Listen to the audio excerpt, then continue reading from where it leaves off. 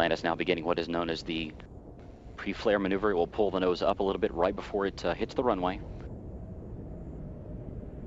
Its speed now 320 miles per hour.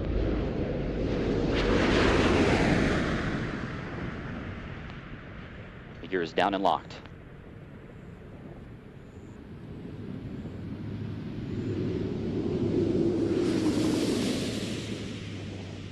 Main gear touchdown. Atlantis' nose being now rotated down toward the runway. The chute being deployed.